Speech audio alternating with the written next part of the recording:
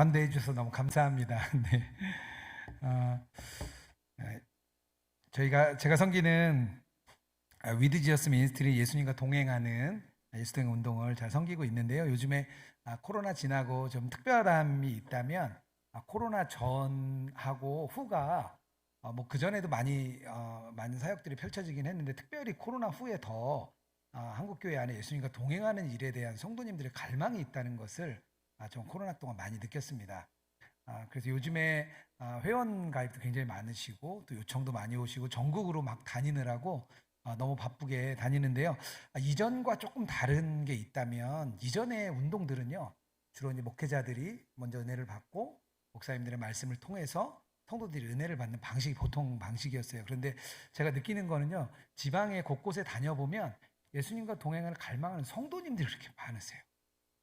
곳곳에서 이렇게 교회 목사님들이 가르쳐 주지도 않았는데 그냥 예수님과 동행하는 것에 대해서 듣고 깨닫고 알아서 일어나는 분들이 굉장히 많습니다. 그래서 제가 느꼈어요. 이 운동은 정말 하나님이 하시는 일이고 우리 성도님들 안에부터 먼저 이렇게 일어나는 그동안 탑다운 방식에 어떻게 보면 말씀이 전해졌다면 이제는 정말 밑에부터 바텀업 방식으로 정말 많은 성도님들이 일어나겠구나 그런 기대하는 마음이 있습니다. 한국교회가 꼭 무너지는 것만이 아니라 한국교회에 희망이 있다. 그런 생각이 요즘에 제가 사역하면서 좀 들고 있습니다. 주 안에 있는 교회 우리 성도님들과 함께 오늘 말씀을 나누게 돼서 그래서 제가 더 영광이고 또 이렇게 다 뭐 예수님과 동행하고 워킹 인 지저스 하니까 너무 반가워요. 마음이 너무 평안했습니다. 그래서 오늘 저도 주님이 주신 마음을 이렇게 잘 전하고자 합니다. 그리스도인이 되면 우리가 영원한 생명을 얻죠.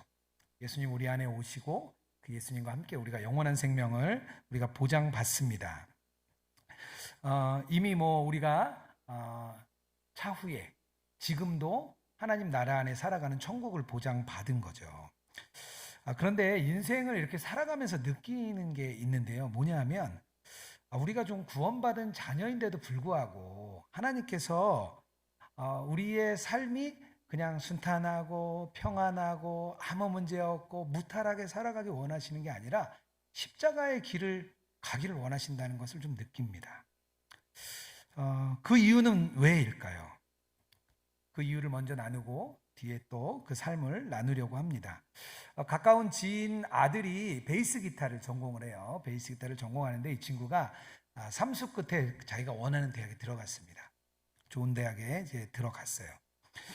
그런데 이 친구가 대학에 입학했는데요. 그냥 대학에 들어갔으니까 끝났다 이게 아니라 동일하게 매일 연습을 합니다. 오히려 대학에 입학하기 위해 했을 때보다 더 연습을 많이 해요. 뭐 우리가 잘 아는 것처럼 악기라는 게 그냥 대학 간다고 되는 일이 아니잖아요. 이제부터 막 열심히 계속 해나가야 되잖아요. 그리스도인의 삶도 좀 비슷한 것 같습니다.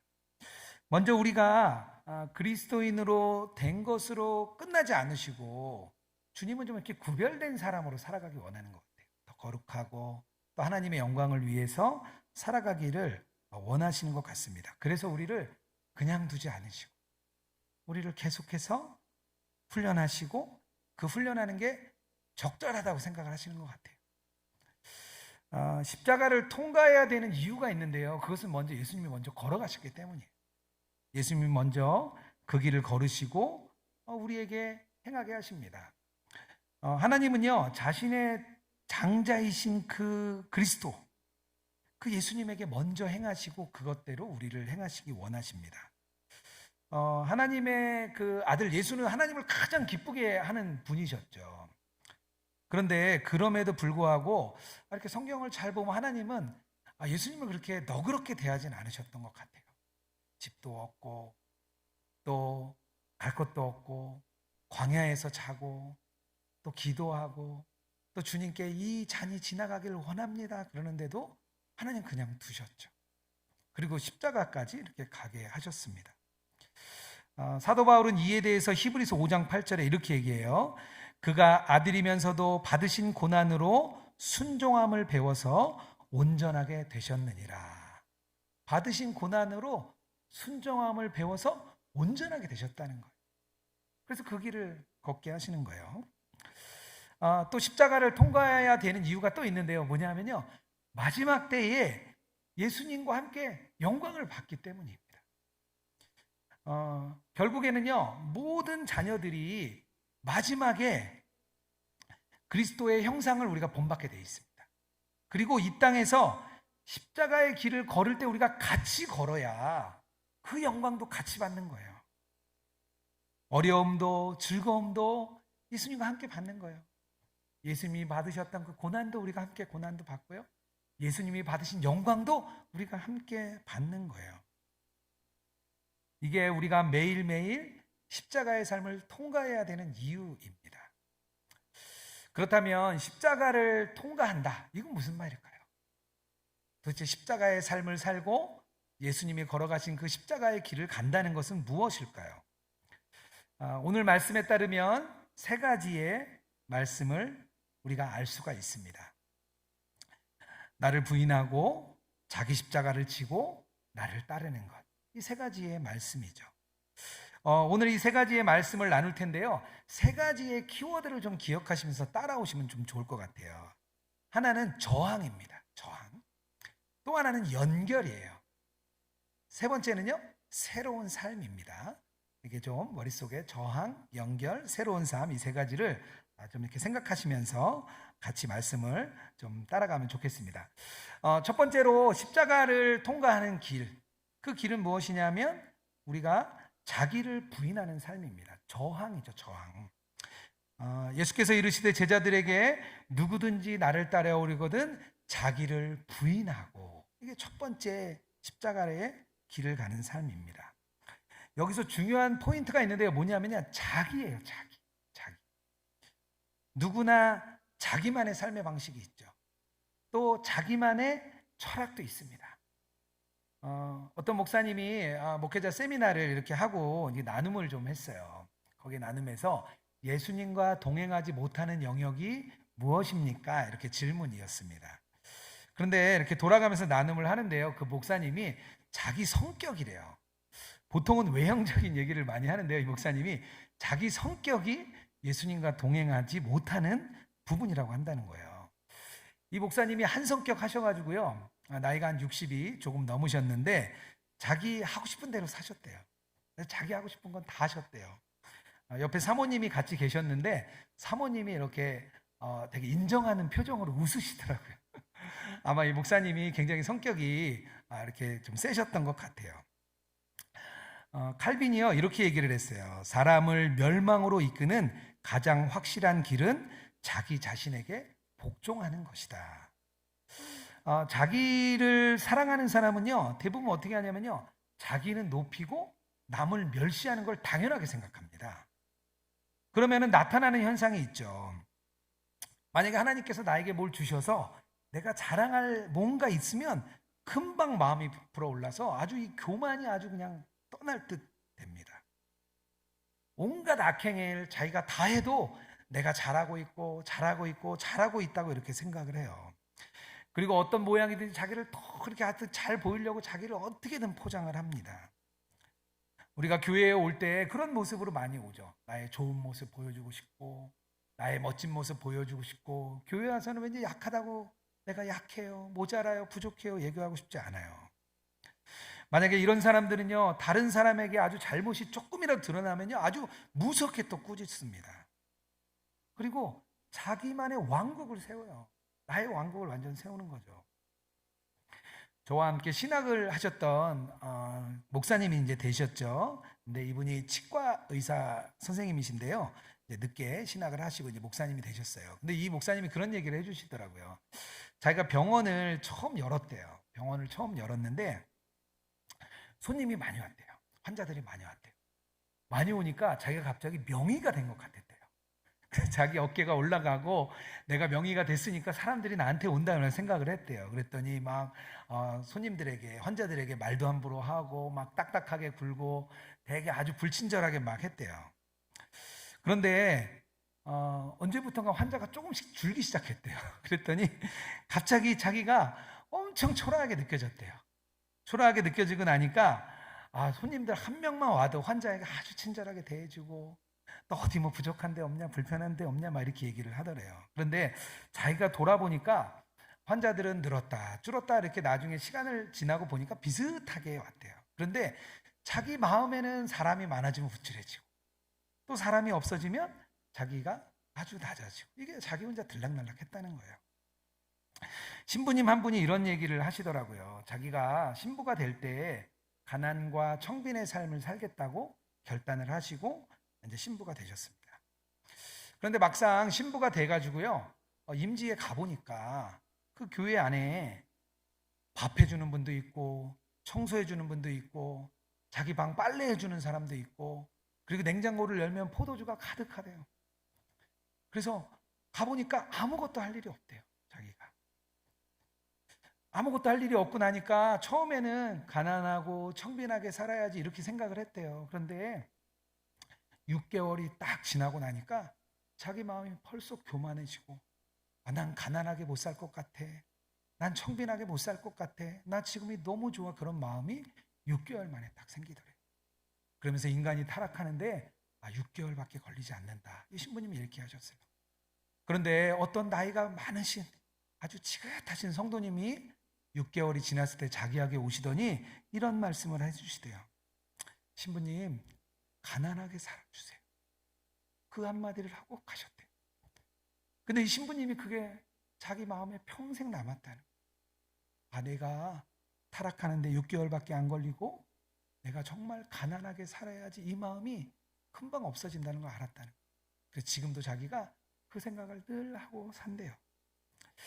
자기를 높이는 일은요, 쉽습니다. 그냥 있으면 돼요. 그냥 있으면은요, 우리는 본성적으로 자기 사랑으로 기울게 되어 있습니다. 우리 안에 우리만 아는 이 타락의 중심이 있어요. 우리 다 자기 중심대로 살기 때문에 그냥 있으면 됩니다. 우리 영혼에 감추어진 그 어두운 구석에 욕망이 있어요. 그 죄의 욕망이 그대로 우리에게 올라오게 됩니다. 자기 사랑이라는 이 극악한 질병을 뿌리 뽑는 이유가 있는데요, 성경의 가르침 외에는 없습니다. 그런데 그 성경의 가르침이 뭐냐면요, 우리 안에 있는 자기 사랑에 대한 저항이 있어야 된다는 거예요. 자기 부인이 있어야 된다는 거예요. 성경에서 말하는 자기 부인은요, 우리가 우리 것이 아니라 하나님 것이라고 생각하는 거예요. 다시 말하면 자기 중심에서 하나님 중심으로 바꾸는 거예요. 자기가 자기 것이 아니라는 가르침을 받을 때 어떤 일이 일어나냐면요, 나를 다스리는 그 통치권과 경영권을 나한테 취해서 하나님께 드리게 됩니다. 우리가 그 마음을 갖는 순간 우리의 이 통제권을 하나님께 드리는 거예요. 우리 자신의 정력을 위해 사는 것이 아니라 오직 하나님을 위해서 우리가 순종하고 그 길을 걸어가는 거예요. 성경은 에베소서 4장 23절에 이렇게 말합니다. 심령을 새롭게 하는 것, 이게 바로 심령을 새롭게 하는 거예요. 자기의 주도권을 하나님께 드리는 것. 우리가 우리 것이 아니라 주님의 것이라고 생각하는 순간 어떤 일이 생기냐면요, 우리의 삶의 방향성이 바뀝니다. 우리의 삶의 목표가 바뀌어요. 우리가 어떻게 살아야 되는지 우리의 길이 바뀌는 거예요. 우리는 하나님 것이에요. 그를 위해 살고 그를 위해 죽어야 합니다. 로마서 14장 8절에 나옵니다. 우리가 살아도 주를 위하여 살고 죽어도 주를 위하여 죽나니 그러므로 사나 죽으나 우리가 주의 것이로다. 우리 자신의 관심사를 뒤로 제쳐두고요, 우리가 하나님과 하나님의 그 말씀에 순종하고도 하면 우리가 하나님의 그 소명을 붙잡게 됩니다. 하나님의 소명을 붙잡은 사람만이 자기 부인을 할 수가 있어요. 자기 사랑을 떨쳐낼 수 있는 거는요, 하나님의 소명을 붙잡는 것 같아요. 자기 부인은요, 결국에는 하나님께 온전히 자기를 드려야 됩니다. 자기 중심에서 하나님 중심으로 이렇게 바뀐 사람이 성경의 인물 중에 마태라는 인물이 있습니다. 예수님의 제자 중에 마태가 있죠. 이 사람이 마태복음을 쓰셨어요. 그의 직업은 세리였습니다. 로마로부터 세금을 걷어서 로마에게 바치는 거죠. 이스라엘 백성들에게 세금을 거둘 때 기준이 있었어요. 이 세금을 걷는 이 세리들은요, 마치 입찰을 하는 것처럼 자기가 땄습니다. 그래서 이 로마에게 내야 될 세금만 정해졌어요. 걷는 거는 자기 마음대로 거둘 수 있는 거예요. 그러니까 세리들이 부자가 된 거예요. 그러고 나니 이스라엘 백성들이 보기에 세리는 아주 나쁜 사람이었어요. 아주 유대인들이 아주 지독하게 미워하는 게 세리였죠. 그래서 나중에 예수님께서 세리인 이 마태와 같이 밥을 먹는 모습을 보고요, 바리새인과 서기관들이 아주 크게 문제를 삼습니다. 세리들은요, 자기를 위해서 살았어요. 나라도 뺏겼죠. 동족들에겐 욕을 먹죠. 결국에는 그 미움받는 처지에 남는 건 돈밖에 없는 거예요. 돈만. 돈 열심히 벌어서 그것으로 자기 위안을 삼은 거예요. 그런데 예수님께서 세간에 앉아있는 마태를 부르십니다. 그러자 그에게 나타난 현상이 있는데요, 누가복음 5장 28절입니다. 그가 모든 것을 버리고 일어나 따르느니라. 자기 중심에서 하나님 중심으로 바뀌는 순간이에요. 자기 것을 버리고 하나님을 따르는 삶이 된 거죠. 저희 예수동행 운동에 함께 사역하는 자원봉사자들이 있습니다. 전국에 한 150명 정도의 봉사자들이 계세요. 이분들이 주로 하시는 게 뭐냐면요, 나눔방에서 방장을 맡습니다. 이제 혼자 오시는 이제 교회에서 아무도 모르고 자기 혼자 나눔방에 예수동행 일기에 가입을 했는데 어떻게 써야 될지도 모르겠고 또 어떻게 해야 될지도 모르니까 이런 나눔방에 가입을 하세요. 그 방을 섬겨주시는 분들이 한 100명 정도 있습니다. 그리고 이 방에 참여하시는 분들이요, 한 5,000명 돼요. 이 100명이 5,000명을 끌고 가는 거예요. 놀랍죠? 근데 이 집사님이 우리와 함께 이렇게 잘 섬기다가 결혼을 하시면서 광주로 이사를 가셨어요. 광주를 이사 가셨는데 아이들 둘을 낳고 아이들을 계속 키우기 시작했습니다. 그런데 이 집사님이 그 끈을 놓지 않으시고 나눔방을 하나 만드셨어요. 예동맘이에요. 예수님과 동행하는 엄마들이라는 나눔방을 만드셨습니다. 이 방 안에 100명의 회원들이 같이 있으세요. 100명의 회원들이 같이 있는데요, 이 100명들 중에 한 80여 명이 잘 참여하신대요. 일기도 같이 쓰고 카톡방도 만들어서 같이 격려하고 위로해주는 일을 하고 계시더라고요. 그런데 이분이 예동맘이라는 나눔방을 만들었는데요, 그 방에 오시는 분들이 대부분 이런 분들이에요. 청년 때 아주 뜨거웠어요. 그런데 아이들 낳고 또 자녀 키워보니까 얼마나 힘들어요. 아이들 키우느라 신앙은 멀어지고 예배는 잘 안 드리게 되고, 우리 너무 잘 알죠. 우리 다 그런 과정들을 겪어왔잖아요. 그런 분들이 이 방에 한 분 한 분 가입을 하셨어요. 그랬는데 이 방에 오신 분들이 그렇게 모여서 주님과 동행을 나누고 하다 보니까 그대로 끝난 게 아니라 어떤 일이 생겼냐면 이 방이 막 분화되는 거예요. 성경 통독방, 말씀 기도방, 남편을 위해 기도하는 방, 성경적인 자녀 양육방, 어머니 학교방, 이렇게 막 방이 막 나눠진 거예요. 그들이 그 하나하나 방들을 막 섬기고 있습니다. 그리고 많은 분들이 교제가 그곳에서 쌓이면서 서로 은혜를 나누고 막 하고 있는 거예요. 이 집사님이요, 이 간증을 해주시는데 자기 아이들 키우고 남편 뒷바라지하기도 바쁘실 텐데 100명을 목회를 하고 계시더라고요. 그래서 저희가 배웠어요.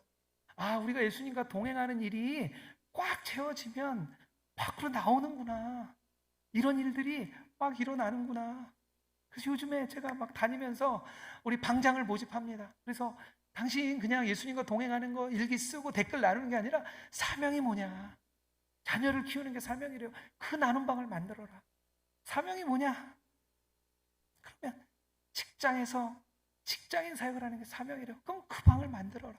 그 방을 하나하나 막 만들어 가요. 자기 중심에서 하나님 중심으로 바뀐 사람이죠. 이 집사님도 바빠요. 아이들 키우나 힘들어요. 그런데 자기를 부인하고 하나님의 길을 가는 거죠. 자기 자신에 대한 저항, 이것이 첫 번째 십자가를 통과하는 삶입니다. 자기 중심에서 하나님 중심으로 변하는 우리 주 안에 있는 교회 여러분 되길 주님의 이름으로 축복합니다. 두 번째로 십자가를 통과하는 건데요, 이거는 자기 십자가를 지는 겁니다. 자기 십자가를 지는 거는요, 사실 자기 부인의 일부예요.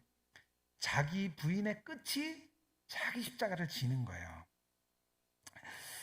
당시 사람들에게 십자가를 진다는 건 이런 거예요.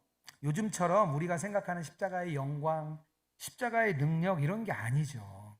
그때 당시 십자가형은 십자가를 메고 그 십자가를 끌고 가는 길에 돌에 맞고 채찍질 맞고 침뱉음 당하고 온갖 치욕을 받으면서 마지막 처형장까지 올라가서 십자가에 박히는 거예요. 십자가 처형은 이게 다 하나로 이루어진 그런 내용입니다. 그렇기 때문에 십자가를 진다는 것은요, 아주 처절한 일이었습니다. 로마의 아주 무서운 사형 방식 중에 하나였죠. 결국에는 이 죽음의 상징인 십자가를 진다. 그 얘기는요, 어떤 얘기냐면요, 그리스도를 우리가 따라요. 그리스도를 따라가는 길에 어떤 고난이 오고 또 고통이 오고 힘듦이 오고 치욕이 오더라도 우리가 주님을 따르겠다. 이게 바로 자기 십자가를 지는 거죠. 근데 우리가 이 말씀을 들으면 제일 먼저 생각나는 게 있죠. 내 십자가는 뭘까? 내 십자가는 남편이야. 이 남편 때문에 내가 너무 힘들어. 남편만 교회 열심히 나와도 내가 너무 좋을 것 같은데. 이 십자가는 우리 자녀야. 우리 자녀 때문에 내가 얼마나 힘든지 몰라. 이런 우리 자기 십자가를 우리가 먼저 좀 찾는 일이 우리 안에 좀 생깁니다. 그리고 내가 그래, 나 이 십자가 잘 지고 있지. 주님, 나 이 십자가 지고 잘 가고 있어요. 주님, 나 잘하고 있죠. 보통 이렇게 우리 마음을 스스로 위로하는 게 자기 십자가에 대한 우리의 생각이에요. 그런데요, 제가 보니까요, 굳이 자기 십자가 찾을 필요도 없어요. 왜냐하면 우리의 일상이 다 힘들어요. 우리 삶의 무게가 너무 무거워요. 고난, 고통 다 있어요. 우리를 짜증나게 하는 상사들, 직장에 가면 나를 힘들게 하는 사람들, 또 말실수를 통해 얻는 아주 마음의 어려움들, 업무로 인해 오는 스트레스, 가정의 재정 문제, 자녀 문제, 부모 문제 너무 많죠. 교회 오면 좀 낫나요? 교회 왔다가 또 상처 한번 받으면 그냥 마음 또 어려워가지고 또 얼마나 우리가 힘들어해요. 우리가 상처받으면요, 다 마음에 아주 기쁨을 다 뺏깁니다. 십자가가 오면 우리 기쁨 다 뺏기고 말아요. 작은 일이 마음에 하나 남아가지고요, 우리 마음에 딱 남으면요, 마음이 아주 지옥이 돼버리죠. 아주 힘들어가지고요, 그것을 아주 극복하기가 어렵습니다. 오죽하면 우리가 어릴 때 받은 그 상처, 어릴 때 그 상처도 치유가 안 돼가지고 내척 치유하고 상처 치유하고 어린아이 치유하고 다 하는데도 안 돼요. 어릴 때 받은 그 상처 하나도 치유 안 되는 게 우리 마음입니다. 이 문제만 사라지면 좋겠어. 그래, 이 문제 하나 사라지면 내가 너무 좋을 것 같아. 그런데 또 다른 문제가 또 옵니다. 누구나 몸에 가시가 있고요, 누구나 다 상처가 있어요. 그 어려운 무게가 있어요. 교회 집사님이 40대 후반이신데요, 그런 이야기를 하시더라고요. 어머니에게 전화를 했대요. 그리고 엄마, 왜 이렇게 삶이 힘들어요?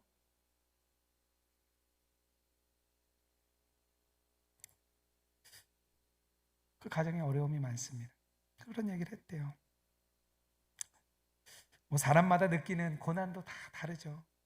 남에겐 작아 보이지만 나에겐 너무 커 보이는 그런 십자가도 있습니다. 그런데 우리를 더 힘들게 하는 게 있는데 뭐냐면요, 이 십자가를 질 때 우리가 어떤 느낌이 드냐면요, 주님과 단절되는 것 같아요. 그것을 느낍니다. 나 혼자 이 짐을 지는 것 같고, 이 짐은 너무나 무겁고, 이 짐이 너무 나에게 힘이 들어요. 주님은 나를 찾는 것 같지도 않고 나에게서 돌아서신 것 같고, 우리가 십자가를 질 때 오는 우리의 마음이죠. 그런데 주님은 왜 자기 십자가를 지라고 하셨을까요? 이렇게 힘든 십자가를 왜 주님은 지라고 하셨을까요?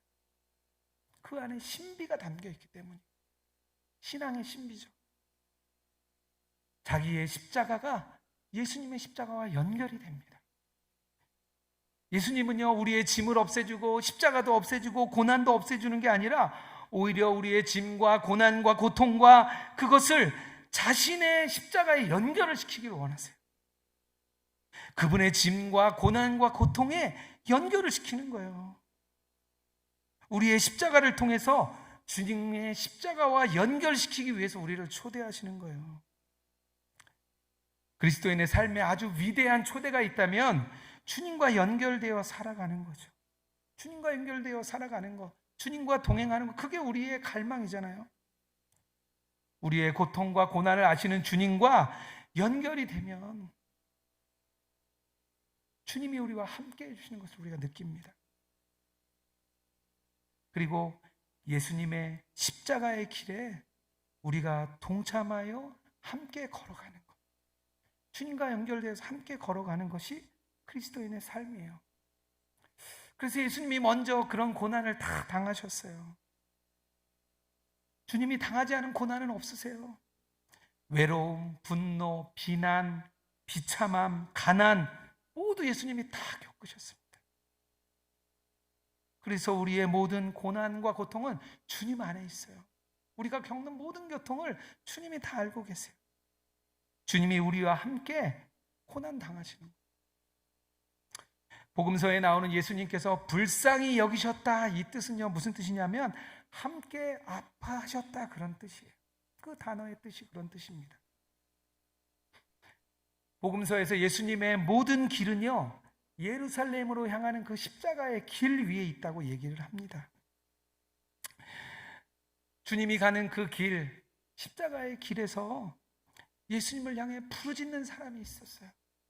눈먼 맹인이 예수님을 향해 막 부르짖습니다. 예수님이 그 눈먼 사람의 눈을 뜨게 해주시죠.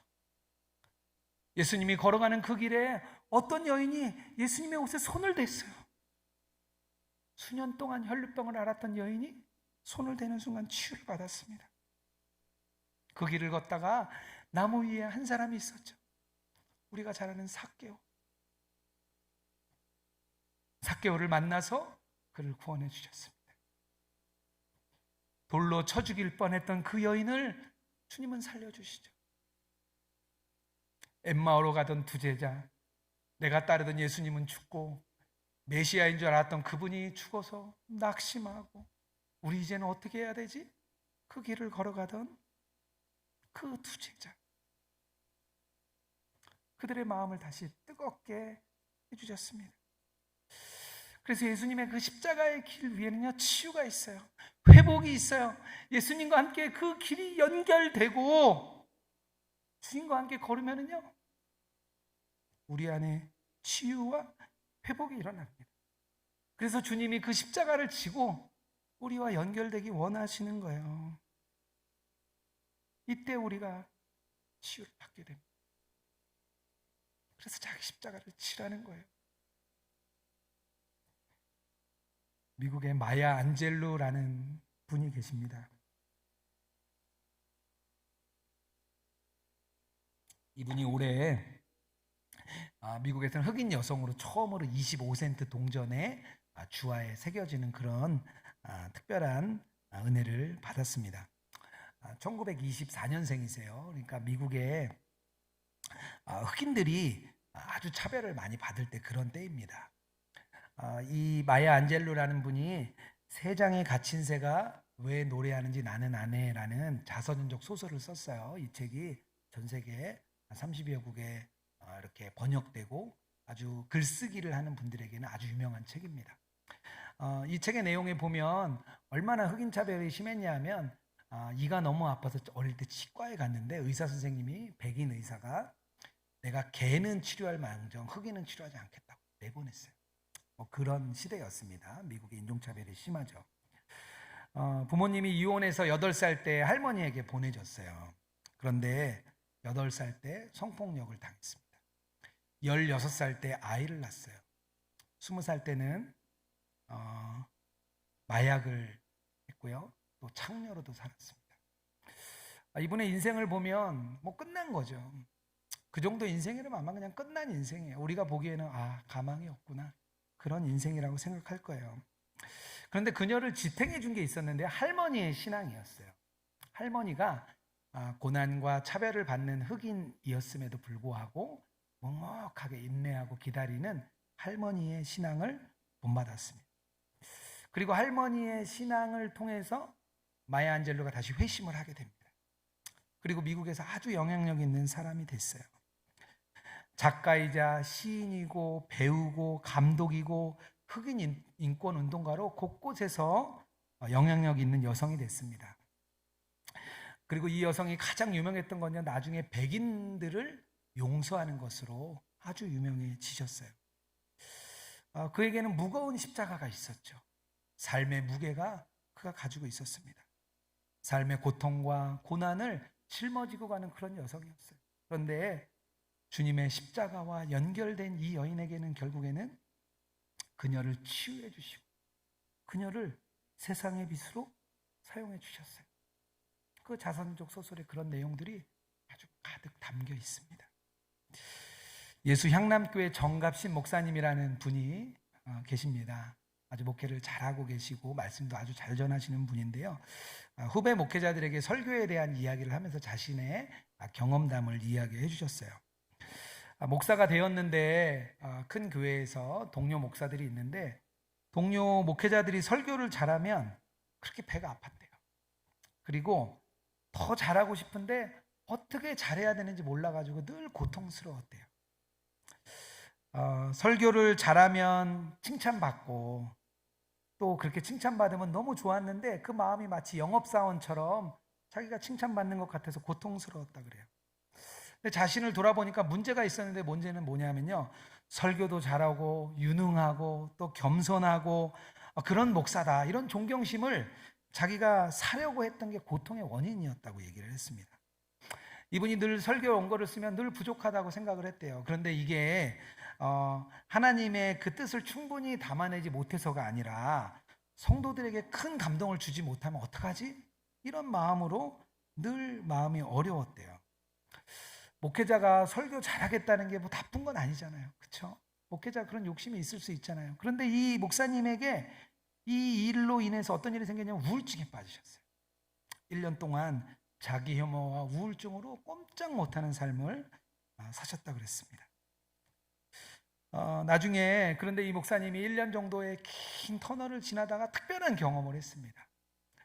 그런 마음이 들었대요. 어느 날 1년 정도 지났는데 갑자기 마음이 따뜻해지는 걸 느꼈대요. 그러면서 마음에 어떤 생각이 들었냐면 자기가 그래, 미친 척하고 예수님만 상대해 보자, 그런 마음이 자기 안에 쑥 들어왔대요. 그때부터 자기 마음이 변했다고 목사님 이야기를 하시더라고요. 성도들의 눈치 보던 마음도 없어지고 또 매사에 인정받는 건 안 되는 거야, 그냥 다 내려놓고 나니까 그냥 말씀을 준비하는 게 너무 편하더래요. 한 명만 자기에게 그런 이야기를 해줘도 너무 기뻤대요. 그래서 설교를 준비하는 시간이 이 고통에서 기쁨으로 바뀌는 이야기를 이렇게 해주셨어요. 예수님과 연결이 된 거죠. 예수님과 연결이 되고 나니까 회복이 찾아왔습니다. 우리가 자기 십자가를 질 때 예수님과 끊어지는 게 아니라 오히려 연결이 됩니다. 그때 나의 고통과 세상의 짐이 신비로운 치유가 우리 안에 일어나요. 그래서 예수님은 그걸 아시고 자기 십자가를 지라고 하십니다. 나에게 십자가가 있다면, 나에게 십자가가 생각난다면, 아 그래, 주님은 그걸 통해서 나와 연결되기 원하시는구나, 그 고통을 그렇게 받으시는, 또 예수님과 그렇게 연결되어 치유와 회복을 누리는 우리 여러분 되길 주님의 이름으로 축복합니다. 세 번째로 십자가를 통과하는 것이 있는데요, 예수님을 따르는 거죠. 자기를 부인하고 자기 십자가를 지고 나서 이제는 예수님을 따라야 되는 거예요. 그런데 예수님을 따르는 방식이 있는데요, 이게 좀 세상의 방식과 좀 다릅니다. 우리가 알고 있는 방식과는 완전히 달라요. 세상을 대표하는 이미지들이 있는데요, 뭐 이런 겁니다. 부와 힘과 지혜, 이게 세상을 대표하는 이미지예요. 이 세 가지는요, 권력을 가집니다. 부와 힘과 지혜를 가진 사람은요, 권력을 가져요. 세상 사람들은 그래서 이 세 가지를 얻기 위해서 열심히 달려갑니다. 제가 요즘에 읽고 있는 책의 제목이 부의 추월차선이에요. 제가 뭐 부자가 되고 싶고 그런 건 아니에요. 세상 사람들이 어떻게 사는지, 또 어떤 마음이 있는지 뭐 궁금하죠. 근데 그런 제목들이 많더라고요. 부와 성공을 부르는 12가지 비밀, 또 하버드의 성공 수업, 뭐 공부의 힘, 하여튼 세상에 있는 모든 책들은요, 부와 힘과 지혜를 얻기 위해 나온 책들이에요. 근데 사실 그거는요, 이렇게 눈에 보이는 빙산의 일각이죠. 사실 그 밑에는 어떤 일들이 있냐면요, 탐욕, 욕심, 특권의식, 두려움도 자리 잡고 있어요. 세상이 이것을 쫓아가는 이유는 왜요? 그게 제일 소중하다고 느끼니까 따라가는 거예요. 이것들이 있어야 세상을 살아가기가 쉬워요. 미리 쌓아두면요, 부족하지 않게 살 수 있습니다. 어른들 얘기하면 노후 대비 얘기하잖아요. 부를 쌓아두어야 돼요.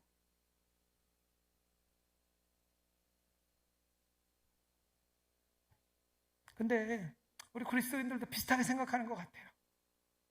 세상에 생각하는 걸 그대로 우리가 그냥 마음속에 두고 그대로 살아갑니다. 그런데 성경은요, 이것을 뭐라고 얘기하냐면요, 이거를요, 바로의 시스템이라고. 그거는 바로의 생각이야. 그렇게 얘기를 합니다. 애굽 왕의 어떤 바로 왕은요, 세 가지를 다 가졌어요. 부와 힘과 지혜 다 가진 사람이에요. 그것을 독점한 사람입니다. 이집트, 애굽은요, 문명의 발상지죠. 세상의 곡창지대였어요. 피라미드를 세운 만큼 아주 힘이 강건했습니다. 엄청난 힘이 있었죠.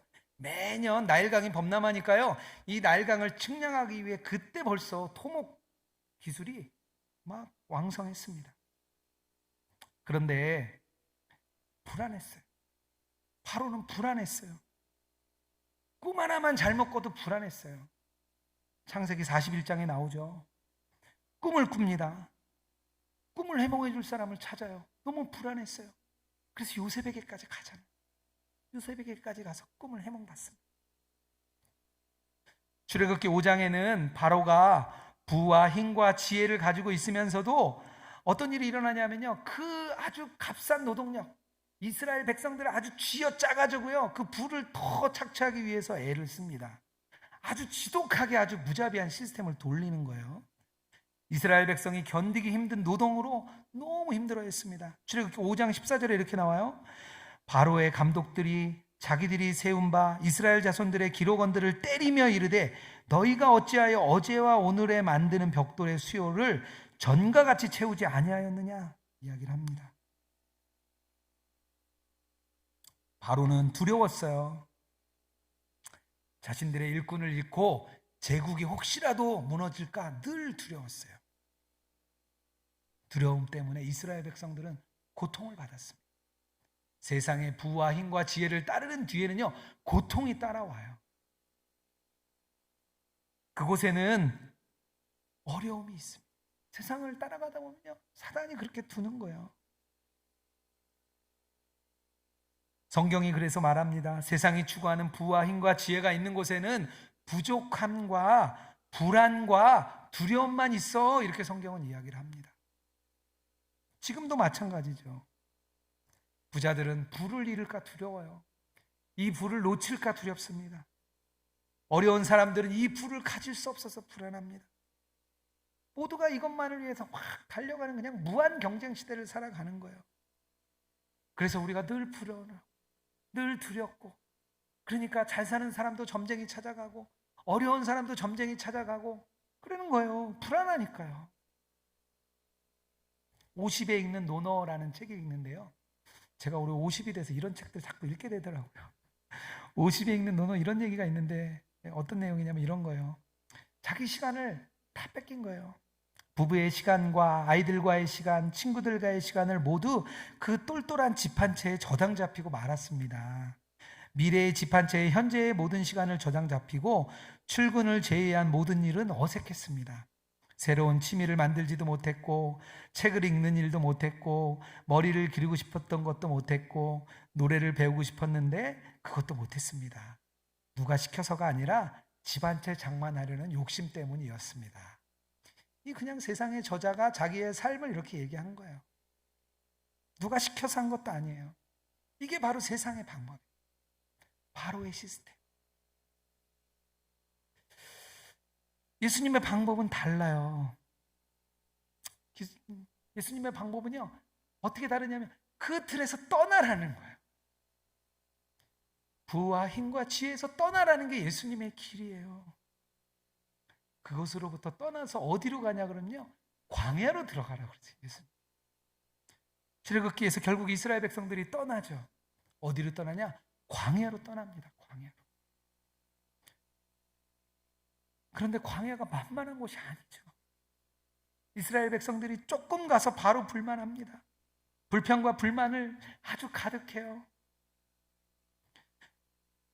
이 광야는요, 생존할 수가 없는 곳이에요. 그래서 예레미야 선지자가 바벨론에 끌려갈 때 바벨론을 광야라고 이야기를 합니다. 그런데 그 광야가 우리의 생각과 우리의 삶을 바꾸는 장소예요. 백성들이 불만이 터졌습니다. 그들이 끝없이 모세에게 불평합니다. 그때 하나님이 그 불만에 이렇게 응답을 하세요. 출애굽기 16장 12절입니다. 내가 이스라엘 자손의 원망함을 들었노라. 그들에게 말하여 이르기를 너희가 해질 때에 고기를 먹고 아침에는 떡으로 배부르리라. 주님이 주신다는 거예요. 세상의 것이 주는 게 아니라 내가 주는 거야. 이 떡은요, 내일 저장할 수도 없어요. 내일 찾아오지 않을까 봐 광주리에 담아서 주일에 놔뒀더니 썩어버렸죠. 하지만 누구에게도 부족하지 않는 넘치는 떡이었습니다. 바로의 부족함과 다르게 하나님은 이렇게 채워주시는 거예요. 흘러 넘치는 거예요. 그런데 그 길이 어디 있냐면요, 광야에 있습니다. 광야에. 엘리야도 이곳에서 여러 해 살았어요. 엘리야가 자기를 피해 도망가서 결국에는 광야에 삽니다. 세례 요한도 광야에서 살아요. 바울도 회심하고 사역하기 전에 아라비아에 가서 살았습니다. 이 광야에서 발견하는 게 예수님의 길이에요. 예수님이 나를 따르라 말할 때 예수님의 길입니다. 예수님도 제자들을 데리고 광야로 가셨죠. 이곳은 세상과 다른 풍요함이 있습니다. 이 세상과 다른 풍성함을 그 광야에서 예수님이 주세요. 교회의 역사는 계속해서 이 부족함, 또 이 광야, 또 세상이 주는 풍요로움, 이거와의 싸움이에요. 주님의 길은 왠지 부족할 것 같아요. 광야는 생각만 해도 먹을 게 없잖아요. 그리고 세상의 길은 왠지 풍요로울 것 같아요. 부와 힘과 지혜를 얻으면 왠지 풍요로울 것 같아요. 그래서 사람들은 세상의 길을 따라갑니다. 더 풍성해 보이는 것 같으니까요. 부족함이 우려되는 순간부터 우리가 쌓으려고 하죠. 부도 쌓고 힘도 쌓고 지혜도 쌓으려고 합니다. 우리는 늘 두려워요. 매일 두려워요. 끊임없이 두려워요. 직업을 잃을까 두려워요. 집을 잃을까 두려워요. 재산을 잃을까 두려워요. 자신을 잃을까 두렵습니다. 모두가 풍요로울 수 없다는 두려움 속에 우리는 있습니다. 그래서 이것을 따르지 않고 주님을 따르는 게 아주 특별한 삶입니다. 그런데 예수님은 그 길을 풍성하다고 말하세요. 복음서에서 예수님은 제자들을 초대합니다. 나를 따르라. 자신의 삶으로 그들을 부릅니다. 풍성한 은혜가 있다라고 생각하며 그들을 부릅니다. 그 예수님을 따라가는 삶이 세상의 방식대로 사는 게 아니라 광야의 길을 따라가는 삶이 예수님의 길이고 새로운 삶입니다. 조지 뮬러가 기도의 사람이라고 알려 있는데요. 그는 제가 보니까 그냥 풍성한 은혜를 아는 사람이었어요. 2,000명의 고아를 먹여 살리는데요, 늘 부족하지 않게 채워주셨어요. 그의 책을 보면 너무 단순해요. 뭐가 없어요. 기도합니다. 주님 채워주세요. 또 없어요. 기도합니다. 주님이 채워주세요. 그냥 그 얘기가 계속 나와요. 나중에 지루할 정도로 나와요. 그런데 그 책을 읽다가 제가 느낀 게 뭐냐 하면, 아, 그래. 우리는 세상적인 방식이 아주 불편하고 아주 부족하고 어렵다 생각하지만 하나님은 그 길이 풍성하다고 이야기하시는 거예요. 그게 풍성함이 넘치는 방법이라고 말하는 거예요. 조지 뮬러는요, 쌓아둔 것도 없지만 풍성한 줄 알았어요. 그리고 많은 고아들, 2,000명의 고아를 먹여 살린 거죠. 말씀을 준비하면서 제 삶을 제가 좀 돌아보게 되었습니다. 제가 40세의 나이에 목회자가 되겠다고 결정을 하고 벌써 시간이 지난 10년이 지났어요. 지난 일기들을 이렇게 돌아보았습니다. 근데 2013년 2월에 일기가 있더라고요. 저희 장인 장모님이 교회는 가시는데 믿음이 그렇게 있지는 않으세요. 근데 장모님이 이렇게 장모님을 만났을 때 목회자가 되겠다 하니까 잘 가던 직장을 때려치고 가는 제가 너무 좀 답답해 보이셨나 봐요. 제가 그날 일기입니다. 장모님은 우리 가정의 경제적인 부분에 대해서 걱정이 많으십니다. 우리가 도와드려야 하는데 오히려 우리에게 도움을 주겠다고 말씀하시는데 미안함이 많았습니다. 경제적인 부분의 이야기가 나올 때면 아직 무어라 참 말씀드리기 어렵습니다.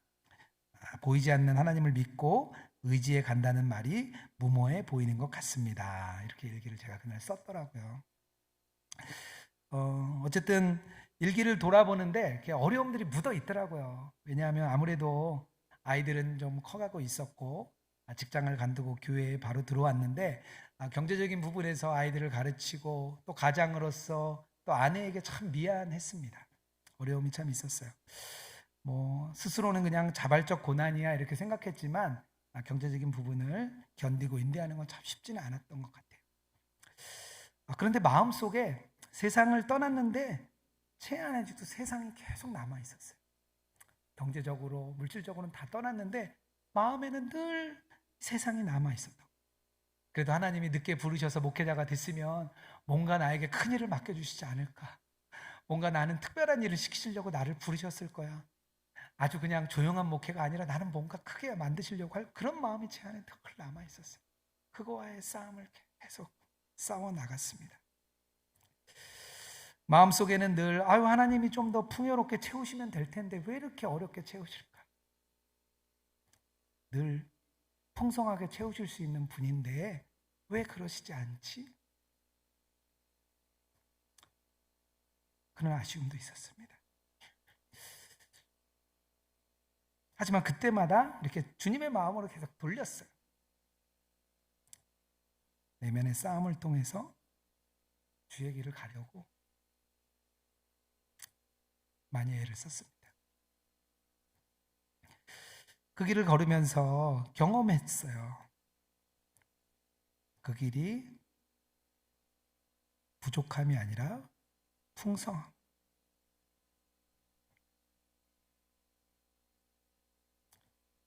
누리는 방법이라는 걸 배웠습니다.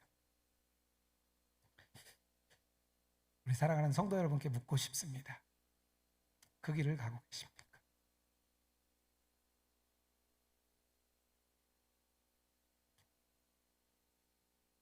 세상의 길이 좋아 보여서 그 길을 따라가고 계시지 않습니까?